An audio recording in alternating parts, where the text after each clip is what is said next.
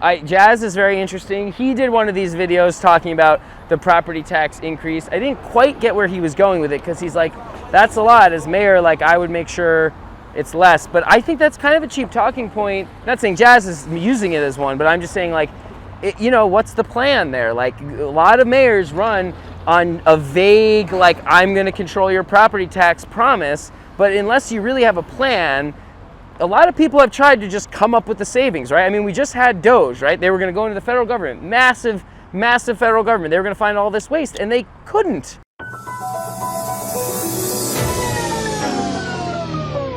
We're rolling. We're rolling.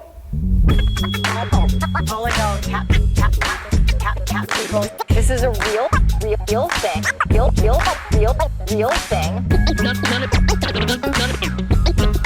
None of you have the balls to stop this. Stop this. I've got plenty of time. I have nothing else going on today. We're in the Wedge neighborhood right now.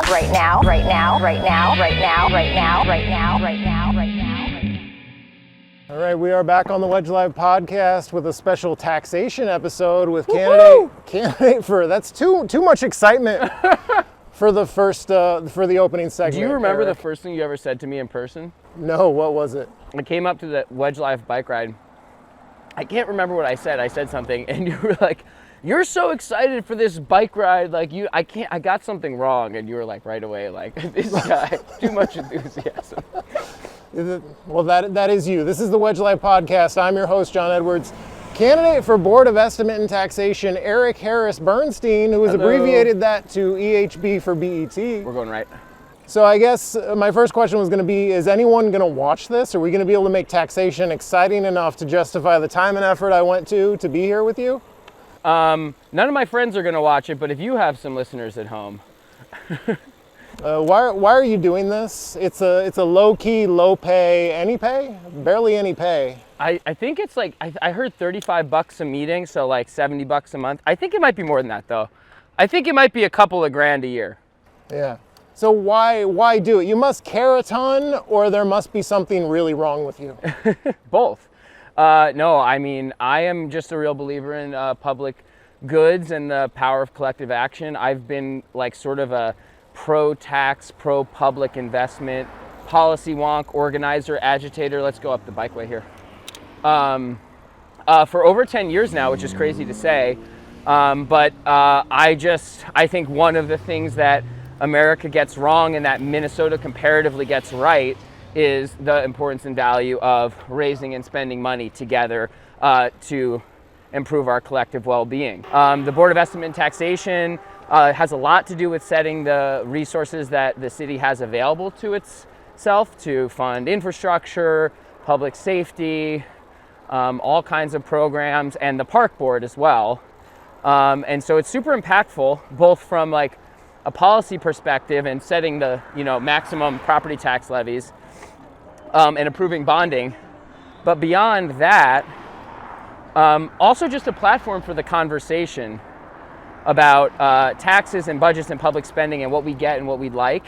And I really think that Minneapolis can be a place where people feel good about the taxes they pay and the value they get in the return. But we've got to do better. I don't think anyone feels satisfied with where we're at right now.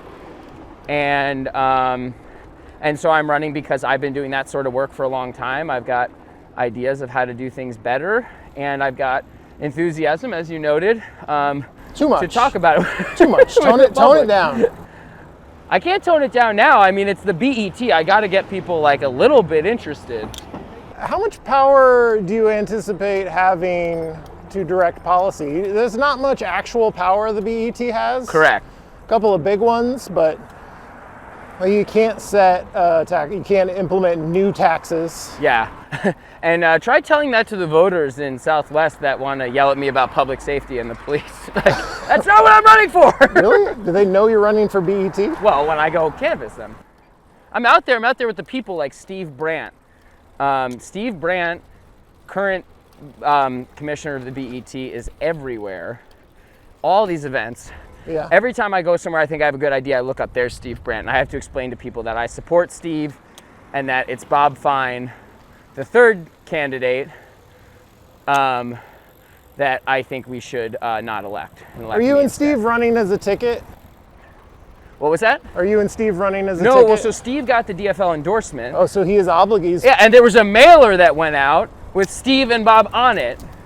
Bob, who's like effectively a Republican, as I understand it, has run on across-the-board cuts to all city agencies. I was like, we can't get into the whole convention, but how he stumbled onto the DFL endorsement. Where do we go from here? So I think we should go right and go up Nicollet. So back to your Okay. policy power. Yeah, how am I going to impact How can policy? you impact policy from this role? Yeah. So again, I think that it's a really important platform for the conversation about the city budget, and also one of the biggest sources of power that the BET is imbued with is information. I think that information is extremely important, and oh wow, Traffic control. Traffic control, no less. We have that on camera. Traffic control. Oh boy, I should have rammed right into the side of that thing. Could have been set for life. Okay, illegal bike path. Yeah, let's do it. Yeah. So much excitement. We have helicopters overhead. Traffic control nearly ran into us. You're just like, yeah, we're having a great time on the BET podcast. Everyone wants this content. But yeah, so the power of information, getting the ability to have deeper insights into the city budget and being more read into the conversations about where that money's going and how it's moving and things like that. I think that in and of itself is an enormous source of power that I would hope to harness to foster a better conversation about public spending in Minneapolis. And then I think, I am a professional political practitioner, and I think building coalitions, building partnerships, helping to build consensus behind good ideas, those are all things that I've been doing for a long time and for the last 5 years here in Minneapolis, or in Minnesota, I should say. And I think I'd be great at doing that on the BET. And I'm lucky to have like a really good network of folks on the city council, folks who are very knowledgeable about the city and its history, and I think I can help bring that all together to a coherent and productive place. We got a moat. Okay, I think our experiment in the First Ave bike lane has come to a close. So we're gonna go past Nicollet and we'll go on to one of the quieter streets and take a right and work our way up that way. All right. Maybe Pleasant. Pleasant is pleasant. It is really well named. And here we are, by the way, some of my favorite establishments. Little T's Prodigal Pub. Lots of good stuff over here. But like the big power you have on the BET is to set the tax levy. So they could Correct. set it super low and force a tax cut. So Bob Fine is not totally off the wall promising that he could just slash taxes to the bone if he could manage to get anyone to vote with him. Well, right, but I think like that's the interesting thing, and like the rhetoric I'm seeing in the mayoral race from like most candidates and like a lot of interested parties, they're all kind of saying like property taxes are going up. Like as mayor, I'm going to control that. And I think my platform is kind of makes it an easier position to talk about, because I'm like, listen, your taxes are going up under progressive mayors. Your taxes are going up under more centrist or conservative mayors. Like the levy, the way it's set up, it has to increase somewhat each year, or else we're falling behind the price of public sector labor. We're falling behind the price of public goods and services, infrastructure investment, etc. So the question is less like, no one really has a plan to suppress that unless we think bigger about additional sources of revenue and additional strategies of public investment. And that's what I'm very interested in and want to bring to the BET. And so Steve Brandt has the idea about, I hope I'm not stepping on your next question, about municipal income tax. No, that's good. Let's roll into it. I think that's really a conversation worth having, and it's interesting, but municipal income tax is just one possible idea of how the city could diversify its revenue base. And I worry, frankly, about a municipal income tax aimed at the very highest wealth people that could easily just move to Edina or move to some other inner ring suburb and avoid it. So I think it's worth studying probably would be more stronger and more effective if it was levied at the county level and then distributed to local governments or to city governments. But also there's other things. Vacancy fees, I think, is the thing that I'm like most clear on. Could you really raise a lot of money from vacancy fees though? Well, I don't know exactly how much money you could raise, but you raise revenue in two ways with vacancy fees. One, with the fee itself, and two, more importantly, with the restoration of the tax base by putting, real estate back to use for people who will live in empty units, occupy empty commercial spaces, and things like that. But that's just one example. My bigger idea, which is going to take years and years to explore, but which I'm very interested in, has less to do with public income or revenue and more to do with public wealth. So the city owns an enormous amount of assets. Any city owns a lot of assets, real estate assets, buildings, land, things like that. But we never leverage them like a business would to create the sort of development or income, that would maybe be most beneficial. And so in a lot of cities in Europe, the cities take a stronger hand. I think we said we were going to aim for third, so should we do that? Sure. Although this stretch of Franklin, I meant to avoid this. Just a couple of guys talking taxes riding Franklin Avenue. Yeah, this is bad. We should not do this. During rush hour. Okay, why don't we just we can't go here. Let's get over one on, let's go to Nicollet, back to Nicollet, and then we'll take our first We could right. skip through here. You want to skip through here? Let's skip okay, through let's here. go while we have the red. Let's get off Franklin. Let's not murder ourselves. Hello, Wedge Live podcast listeners. This is John Edwards speaking on behalf of our newest sponsor, betterthan94.org/open letter. What's better than 994? Literally anything. A trench poisoning people unlucky enough to have had it built through their neighborhood many decades ago sounds pretty bad to me. The Minnesota Department of Transportation refuses to study the boulevard option to replace I-94 through the heart of Minneapolis and St. Paul. To justify this, MnDOT has produced an unbelievably flawed analysis that says an urban interstate is actually safer and more environmentally friendly than a more traditional boulevard-style city street accommodating pedestrians, transit, bikes, and cars, as well as better utilizing all of that space devoted to that trench. Please sign on to this letter that's broadly supported by more than 35 local organizations, elected officials, and me at betterthan94.org/open-letter. Taylor, can you read our pharmaceutical-style disclaimer at the end of this ad? Rebuilding urban interstates can lead to several more generations of steep disparities in health issues, as diverse as asthma, cancer, old age dementia, children's brain development, heart attacks, strokes, depression, anxiety, and early death. Ask your doctor if betterthan94.org/open-letter is right for you. This is Dwayne Davis's church. Did you know that? I did know that, yeah. It's a very nice church. They had me speak here once. And About taxes? of course, it's the only thing I'm allowed to speak about. Okay, so where were we? So a better accounting of public assets that we own and thinking through how are we spending money to sustain them versus how could they produce income. There are cities in Europe that are doing this very effectively, like in Copenhagen. They redeveloped their entire port area with housing and a lot of shared space and things, which not only increase their tax base, but also increase the housing supply to make housing more affordable. So those are very big and new ideas, but I think that is ultimately what we're going to need because we're facing huge challenges. Declining downtown property values and occupancy rates is one challenge. There's also the federal government cutting funding left and right for all the for equity, for transportation, for all these things. And then the third and biggest threat to the city's fiscal solvency, frankly, is actually demographic change. As a country, we're having fewer kids and we're getting older.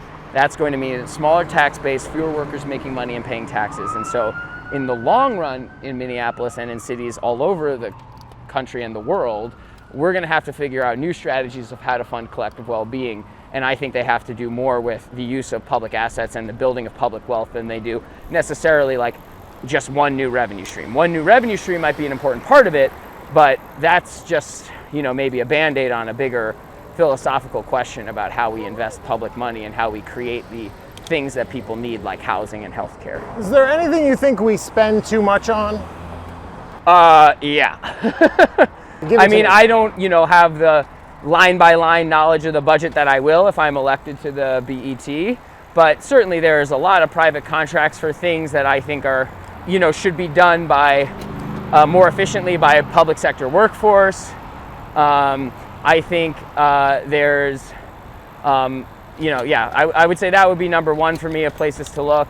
I don't want to slander any public program. So the number one thing I think would be examining some of the ways we approach public problems sort of with grant here, grant there, rather than forming a durable long-term publicly managed solution. I think that is probably an area we waste money. A lot of people will say, oh, we should focus on the basics rather than trying to do all this newfangled stuff. And I think that's kind of a cheap talking point, but I don't totally disagree that Streets and police. Nothing else. Certainly a much broader definition of public safety, but I do think that there's some truth to focusing on fundamentals and making sure that we're making good investments of public money that we can sustain. During COVID in Minneapolis, as in a lot of other places, there was a standing up of a lot of new programs and ideas, and that's just a tough business for government to be in. It's a tough business for business to be in, but especially for the government.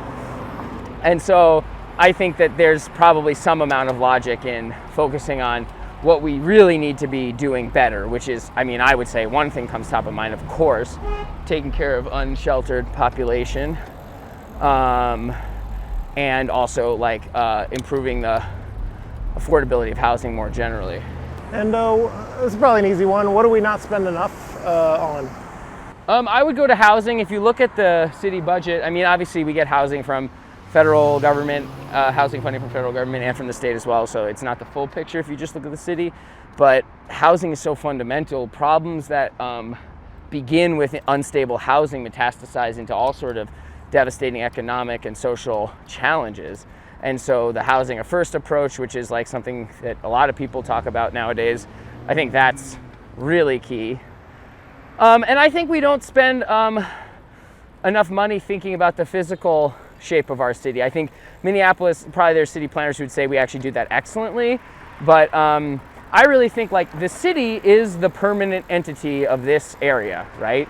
It's our elected government, and it is the body that sort of should hold the vision and plan. And I know that we do our 2040 plan, and soon we'll start talking about 2050 plan. But I think that we should probably put even more resources into really actively imagining a city that functions better for the people who live here. Have you heard of Steve Brandt's zany idea to add another elected member to the BET? So I was wondering if you were going to ask me, should we abolish the BET? Oh, we should. I don't even need to ask the question. But are you just sour because you couldn't quite get over the threshold I ran to be elected? the most successful write-in campaign for the BET in 2017. Thousands of people wrote my name down. Okay. Well, here's the good news for your listeners at home. You don't have to write my name down. You can just circle the box. Imagine if my name had been on the ballot, a good generic name like John Edwards. Yeah. So many people would have accidentally voted for me. Yeah. I would have won. I agree. So I heard that you got about as many votes as you had followers at the time. Is that right? That might be true. I think you said that. Maybe. I was told you said that at the time. I didn't know you then.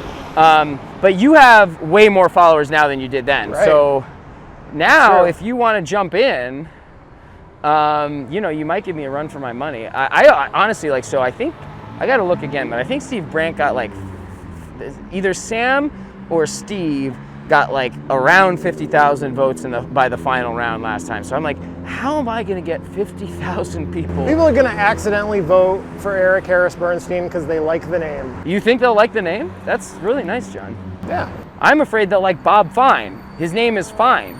Yeah, it's not a great name, I don't think. Eric Harris Bernstein, I can trust that name. Well, I appreciate Bob Fine that. makes me think it's not fine. So I was telling people that, I was if you're trying to remember who to vote for for BET. Look at the 3 names and just remember, think about the state of the world right now. It's not fine. It's not fine. But then the ranked choice voting people told me I really shouldn't do that because it centers his name and not mine, and I need to tell them rank Eric 1, Steve 2. There's also a problem with going by your initials, EHB for BET. It's incomprehensible to people. EHB. Wait, you think? Yeah, because you're going to see your name on the ballot. My entire strategy? They're going to see your name on the ballot. They're not going to see EHB. Damn it, man. I'm telling people EHB for BET, EHB for BET. You can't forget that. You think it's no good?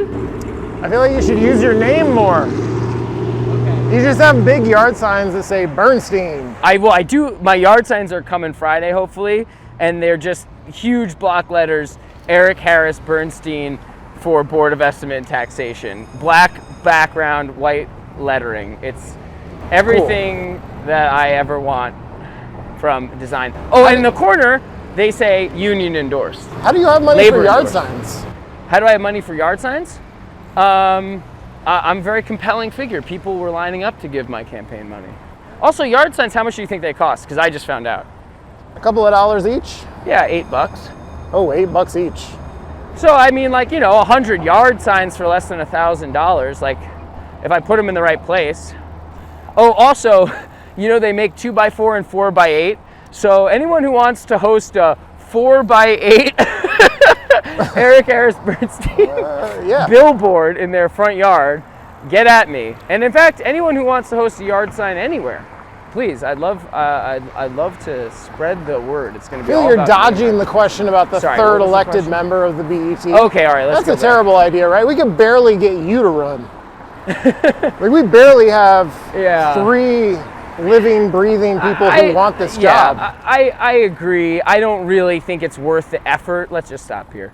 I don't think it's worth the effort it would take. Is that your campaign tagline? It's barely worth the effort. No. I think the BET is worth the effort of people who want to invest their time in it, and I believe in forums for these conversations about taxes and budgets, obviously. But like the effort to like do a reform that isn't like clearly structurally preferable, it doesn't get my juices flowing personally. But I don't know. I mean, maybe Steve, if we get elected together, he'll convince me this is the way.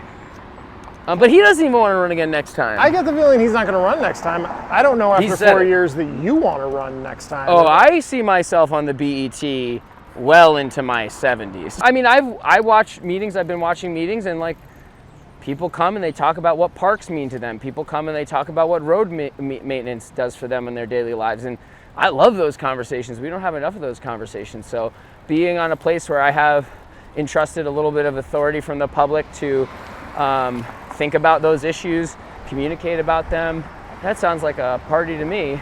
Can't believe they're going to pay me as much as $35 a meeting. I'm going to read quotes from your website. Oh no. Okay, I do need to put some more stuff on the website.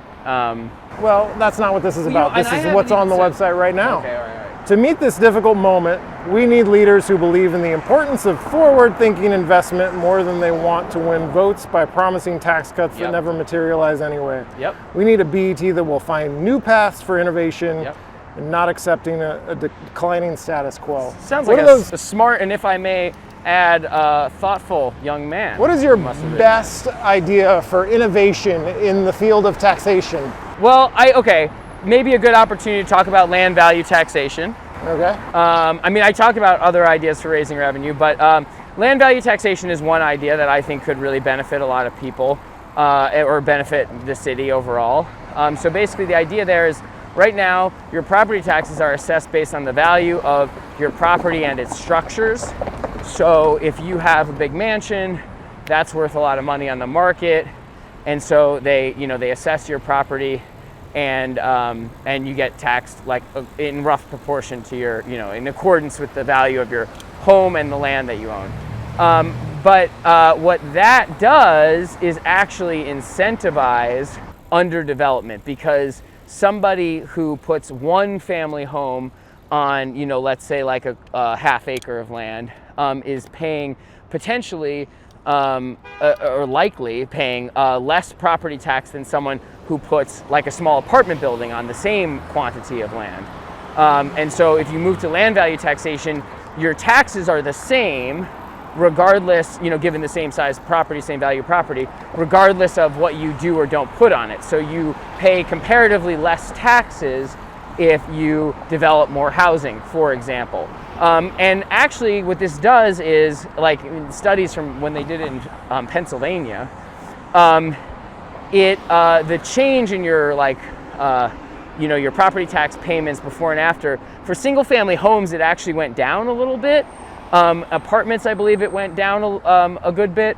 And then the place where it really goes up is people who are just holding on to vacant land, or especially parking lots.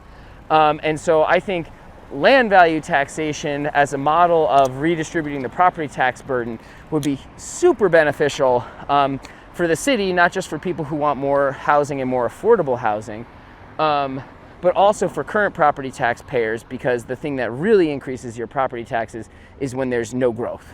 And so incentivizing the development of more housing will help stabilize our property tax payments over time. So how's that for an innovative idea? It's great. I could barely hear it over some of the traffic back there, but I think it was probably really your good. Listeners are well asleep. Were you going to read another quote? I had one more, and then we were just about done. Thank you for continually fixing the camera. Yeah, I mean, I got to say, I feel like all, listeners at home, as you're judging my answers, I'm doing this while riding a bike through traffic on this cockamamie route that John cooked up. And I did not pick this route. Yeah, if you're not watching, you won't know. Eric is fixing the camera during all of his answers and navigating through traffic and getting scolded in the replies for not wearing a helmet. He does it, folks. He does it all. Wait, what do you mean the replies? We're not live, are we? We are not. There will be replies. I'm predicting the reply. I've been getting But you scolded. don't wear a helmet. It's true. I've been getting scolded a ton for doing these interviews without a helmet, and we're just not going to address it. I feel like, so there's a good video by Bike Snob NYC. Oh, yeah. About all the reasons people are overestimating the help of a helmet. Yeah.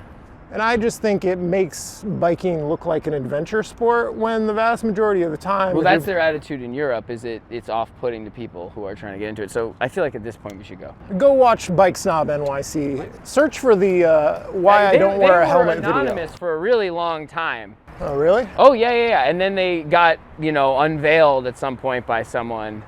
My brother knows gossip about stuff like that. My brother's a big bike guy who was almost killed in a hit and run in Colorado. A utility van plowed into him when he was riding home from a velodrome race, and he was super lucky to survive.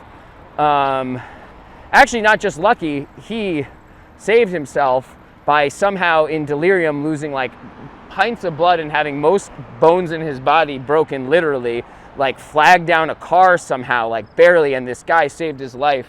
Just thought he saw something in the grass and actually took the time to circle back and stop and save my brother. Had he lied there 20 more minutes, he would have been dead.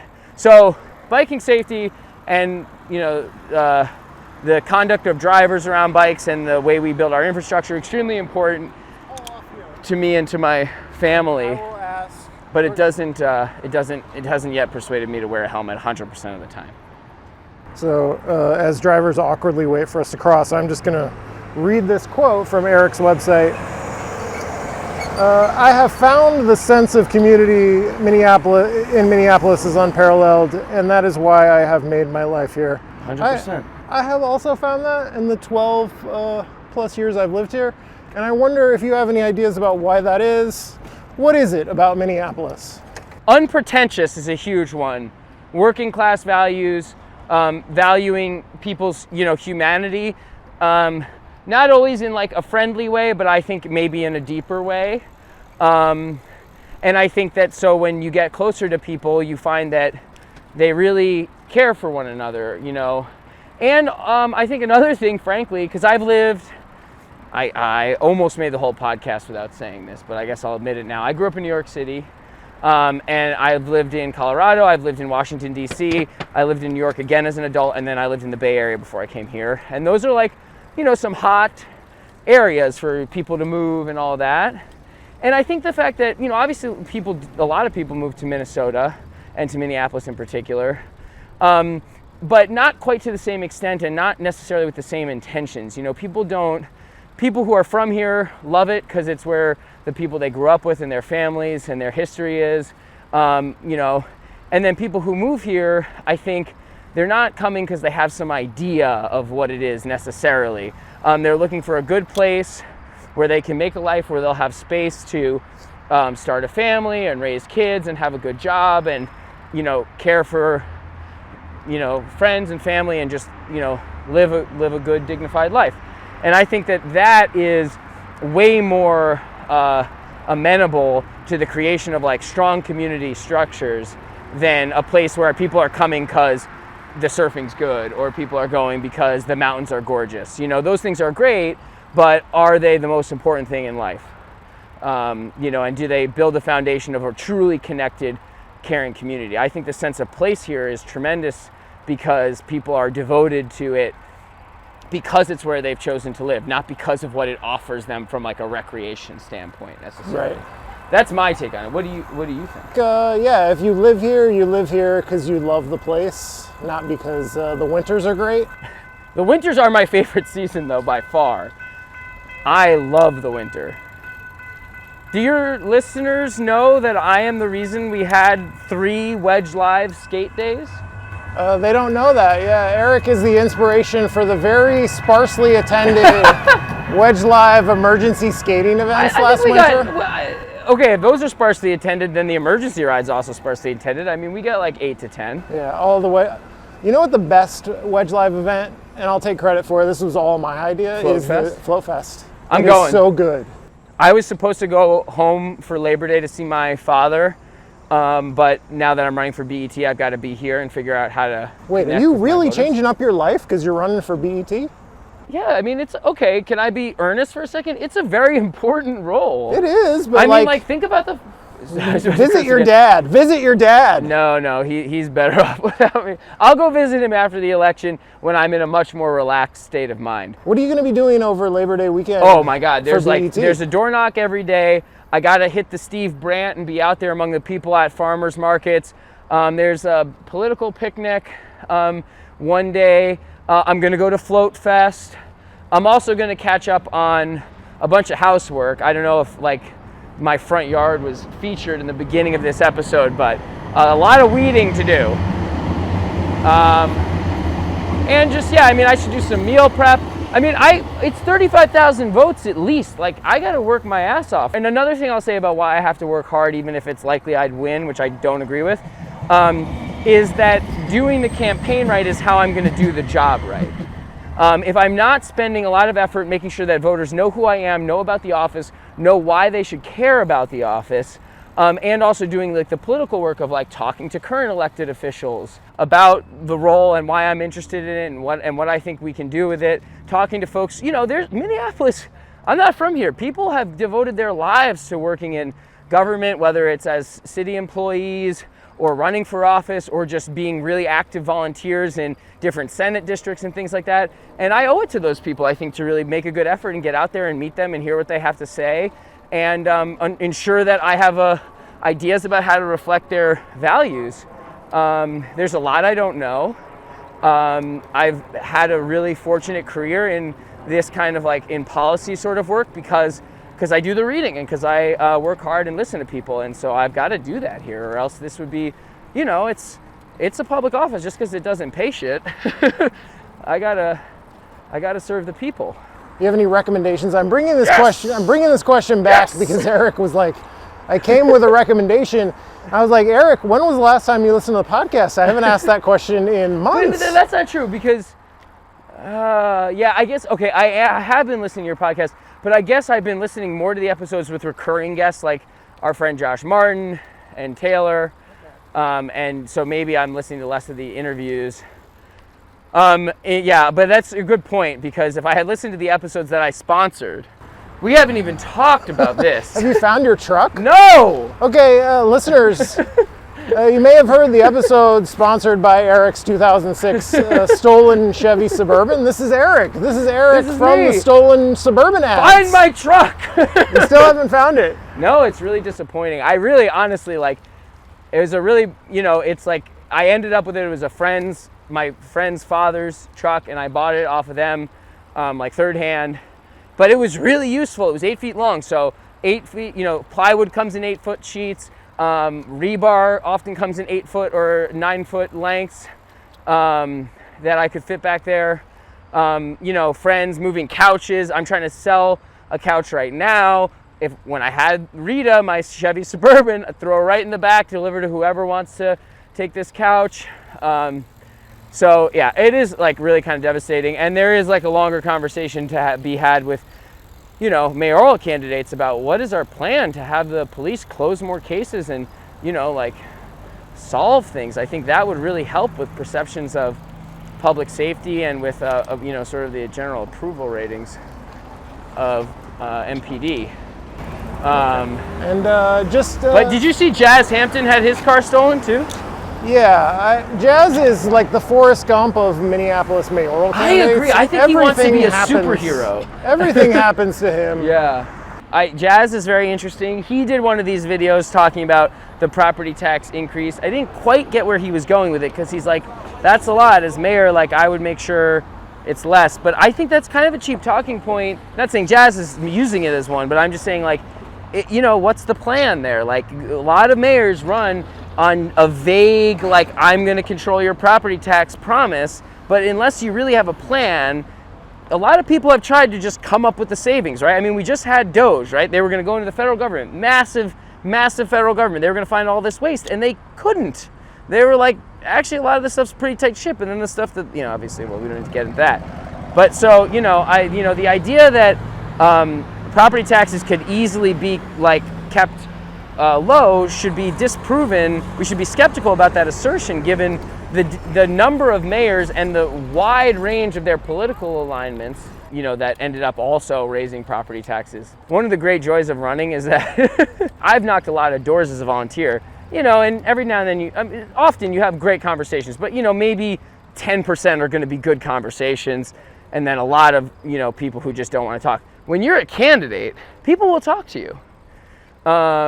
I go and I've been to the band shell a couple times.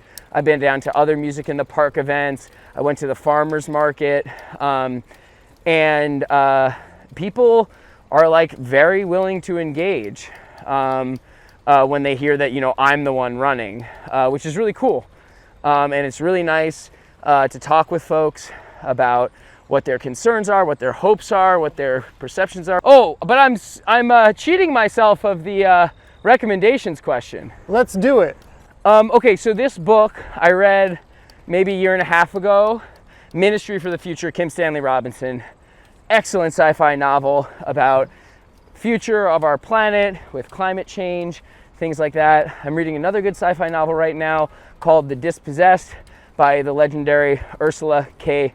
Le Guin. I would also say that if you haven't had a peanut butter and jelly sandwich in a while, they got it right. They got it right, right from the beginning. And shout out to a couple great spots in my neighborhood. Canteen, great coffee shop to do work, quiet coffee shop so you can really focus. And also, of course, Victor's number 1 or number 2 best breakfast in the city, in my opinion. Okay, we covered them all? Yeah, well, okay, and then I said I was also gonna throw a huge note of appreciation to this guy, John. Yeah. John, obviously, if you're listeners, he does incredible work. He's a wonderful guy. He's super friendly. There are a lot of people who come to his events, who listen, who he's in contact with, that he really, brings in and includes, and that's really wonderful, and the city's better because of you, and I'm really proud to be on the Wedge Live podcast. This is a huge deal for me. Thank you. That's very meaningful and sincere. And I appreciate it. Yeah, patreon.com/wedgelive. Oh yeah, I didn't even do my thing, right. Yeah, you're my tip guy at the cat tour. I am the tip guy at the cat tour. I did not do a good job there, but maybe now they'll listen to this pitch. If you can, a couple bucks a month, that really adds up. John's got rent to pay. He's got Aldi groceries to buy. He's got inner tubes to float on. Yes. He's got camera equipment. And he does this work and he gives it away for free. So you should do your part and help support it. Thank you. Eric Harris Bernstein, not intended as a campaign finance violation. what has happened here today. vote for Eric Harris Bernstein for BET. Or at least keep your eyes out for my blue stolen Chevy Suburban, And that too. license plate ERU 509, sticker on the back. You can look on my Twitter, I've got pictures. All my social media, sorry, EHB for BET, which apparently is a terrible tagline, but Twitter, Blue Sky, Instagram, EHB for BET. Okay. This has been the Wedge Live Podcast. I'm your host, John Edwards. Eric Harris Bernstein, candidate for Board of Estimate and Taxation. Thank you for listening.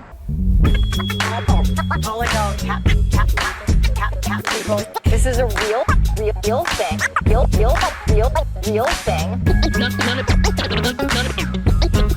None of you have the balls to stop this. Stop this. I've got plenty of time. I have nothing else going on today. We're in the Wedge neighborhood right now.